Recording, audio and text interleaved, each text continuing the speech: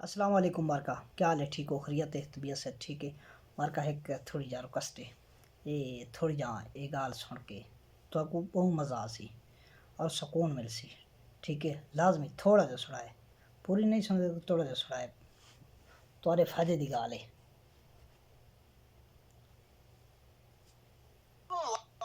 السلام علیکم ورحمۃ سنے اللہ سنو وبرکاتہ. پیارے دوستوں، مدینہ منورہ کے مسافات میں ایک جامع مسجد کے خطیب کی ایک خوبصورت بیٹی تھی جو جامعہ میں پڑھتی تھی. ایک دن وہ جامعہ سے گھر واپس آئی. گاڑی سے اترتے وقت ایک لڑکے نے اس کا چہرہ دیکھ لیا. لڑکی بہت حسین و جمیل تھی. لڑکے کو پسند آئی. اس نے پتہ کیا لڑکی خطیب صاحب کی بیٹی تھی. لڑکے نے اسی دن صف اول میں نماز پڑھنے کا اہتمام شروع کیا. اذان سنتے ہی وہ مسجد کے دروازے پر پہنچ جاتا. نماز تک تلاوت قرآن میں مشغول رہتا. 6-7 مہینے تک وہ اسی معمولات کا پابند رہا. اس کے بعد اس نے والد سے شادی کی خواہش کا اظہار کر دیا. والد نے کہا کہ ٹھیک ہے، دیکھ لیں گے مناسب رشتہ. اس نے کہا کہ لڑکی میں نے دیکھ لی ہے. والد کے پوچھنے پر اس نے خطیب صاحب کی بیٹی کے بارے میں بتایا. اس سے کہا کہ یہ تو بہت اچھی بات ہے.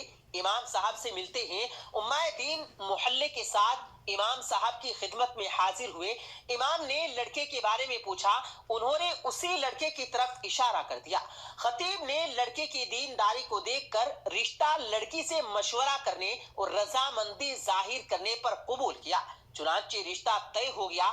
6-7 مہینے بعد شادی ہوئی. شادی کے کچھ برس بعد لڑکے نے نماز پڑھنے میں سستی شروع کر دی.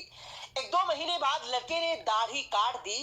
گھر آنے پر لڑکی نے سخت ناراضگی کا اظہار کر دیا. اس نے کہا کہ یہ نمازیں تو میں تمہیں حاصل کرنے کے لیے پڑھ رہا تھا، اب مقصد حاصل ہو چکا ہے، اب بھلا کیا ضرورت. لڑکی یہ سن کر بہت افسردہ ہو گئی، گھبرا گئی اور جا کر اپنے والد صاحب سے کہا کہ اس بے دین کے ساتھ ایک دن نہیں رہنا چاہتی. یہ معاملہ محکمہ عدالت تک پہنچ گیا. قاضی نے دونوں میں تفریق کا فیصلہ کیا. لڑکا بہت پریشان ہوا. اس نے بہت کوشش کی لیکن لڑکی کو دوبارہ نہ پا سکا. اس کے بعد اس لڑکے نے ایک جادوگرنی سے مدد کرنے کا فیصلہ کیا. جادوگرنی نے بڑی رقم ادا کرنے کا مطالبہ کر دیا. لڑکے نے سارے پیسے پیش کی، ادا کیے. کچھ دن گزر جانے کے بعد جادوگرنی نے مزید پیسوں کا مطالبہ کیا. لڑکے نے فی الفور وہ بھی ادا کیے اور کہا کہ کام ہو جانا چاہیے، پیسوں کی فکر نہ کرے. 1 مہینے کے بعد پیارے دوستوں، اس جادوگرنی نے لڑکے کو بتایا، آ جاؤ اپنے پیسے لے جاؤ، تمہارا کام کسی صورت ممکن نہیں ہے. پیارے دوستوں، جب وہ لڑکا جادوگرنی کی کمرے میں پہنچا تو یہ جادوگرنی بڑا سا چاقو ہاتھ میں لیے کھڑی ہوئی تھی. لڑکے نے حیرت زدہ انداز میں پوچھا، یہ کیا کر رہی ہو؟ جادوگرنی نے کہا، مجھے قتل کر دو ورنہ دونوں قتل کر دیے جائیں گے.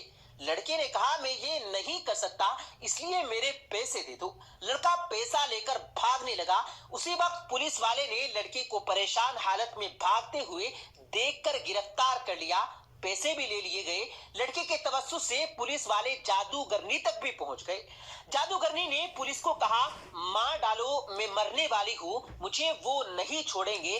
پولیس والے دونوں کو قاضی کے پاس لے گئے. قاضی کو جادوگرنی نے پوری کہانی سنائی کہ ہم شیاطین کے ذریعے جادو کا عمل کرتے ہیں اور کامیاب ہو جاتے ہیں، لیکن اس لڑکی پر جب میں نے یہ عمل کیا اور شیطانوں سے مدد حاصل کرنے کی کوشش کی تو اس گھر کی حفاظت پر فرشتے مامور تھے. پھر میں نے دوسرا عمل کیا، تب بھی فرشتے مامور تھے لیکن پہلے سے زیادہ تعداد میں تھے. اس کے بعد میں نے رئیس الشیاطین سے مدد لینے کی کوشش کی. اس بار جب وہ گھر کے پاس گئے تو وہاں جبرائیل امین کھڑے تھے. اس دن کے بعد سے اب مجھے وہ شیطانی گروہ مارنے پر تلے ہیں. قاضی یہ سب سن کر حیران ہوا. اس نے خطیب صاحب کو بلایا. جب امام صاحب تشریف لائے تو انہوں نے پوچھا کہ کیا عمل کرتے ہیں کہ فرشتے آپ کے گھر کی حفاظت پر مامور ہیں. اس نے پوچھا، کیوں؟ کیا ہو گیا، کیونکہ اس کو پتا بھی نہیں تھا کہ یہاں کیا چل رہا ہے۔ جب انہوں نے امام صاحب کو پوری کہانی سنائی تو خطیب صاحب نے کہا کہ ہمارے گھر میں صبح روزانہ سورہ بقرہ کی تلاوت ہوتی ہے، اور جس گھر میں سورہ بقرہ کی تلاوت ہوتی ہے اس پر جنات اور شیاطین کا اثر نہیں ہوتا۔ نیک خاندان کی حفاظت کے لیے اللہ تبارک و تعالی ایسے انتظام فرما دیتا ہے۔ پیارے دوستو، سورہ بقرہ کا پڑھنا باعث برکت اور ثواب ہے۔ احادیث مبارکہ میں اس کی بڑی فضیلت مذکور ہے۔ چنانچہ حدیث مبارکہ میں ہے کہ رسول کریم صلی اللہ علیہ وآلہ وسلم نے فرمایا، سورہ بقرہ پڑھا کرو کیونکہ اس کا پڑھنا باعث برکت ہے، اس کا چھوڑنا حسرت اور بدنصیبی ہے، اور اہل باطل اس پر قابو نہیں پا سکتے۔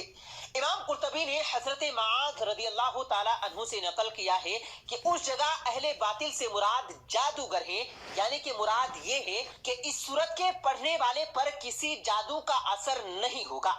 نیز حضور کریم صلی اللہ علیہ وآلہ وسلم نے فرمایا، جس گھر میں سورہ بقرہ پڑھی جائے شیطان وہاں سے بھاگ جاتا ہے۔ ایک اور روایت میں ہے کہ رسول کریم صلی اللہ علیہ وآلہ وسلم نے ارشاد فرمایا، سورہ بقرہ سلام القرآن اور ذرۃ القرآن ہے۔ سلام اور ذرو ہر چیز کے اعلیٰ اور افضل حصے کو کہا جاتا ہے۔ اس کی ہدایت کے نزول کے وقت 80 فرشتے اس کے جلو میں نازل ہوئے۔ پیارے دوستو، اگر سورہ بقرہ طوالت کی وجہ سے روزانہ نہ پڑھی جا سکتی ہو تو کم از کم سونے سے پہلے سورہ بقرہ کی آخری 2 آیات ضرور پڑھ لینی چاہیے، کیونکہ حدیث مبارکہ میں ہے کہ جو شخص رات کے وقت سورہ بقرہ کی آخری 2 آیات تلاوت کرے گا تو یہ 2 آیتیں اس کے لیے ہر قسم کی آفات سے بچاؤ کے لیے کافی ہو جائے گی۔ جی ہاں دوستو، سورہ بقرہ قرآن کی چوٹی ہے۔ رسول کریم صلی اللہ علیہ وآلہ وسلم نے اس کی تعریف یوں فرمائی۔ امام ترمذی کی وساطت سے حضرت ابو ہریرہ رضی اللہ تعالی عنہ سے مروی ہے، ایک حدیث میں رسول کریم صلی اللہ علیہ وآلہ وسلم نے فرمایا، قرآن کا کوہان سورہ بقرہ ہے، اس میں ایک آیت ہے جو قرآن کی آیت کی مالک ہے، یہ آیت الکرسی ہے۔ پیارے دوستو، یہاں یہ بات قابل توجہ ہے کہ اگر سورہ بقرہ قرآن کا سر چشمہ ہے لیکن یہ قرآن کی عظیم سورت نہیں ہے۔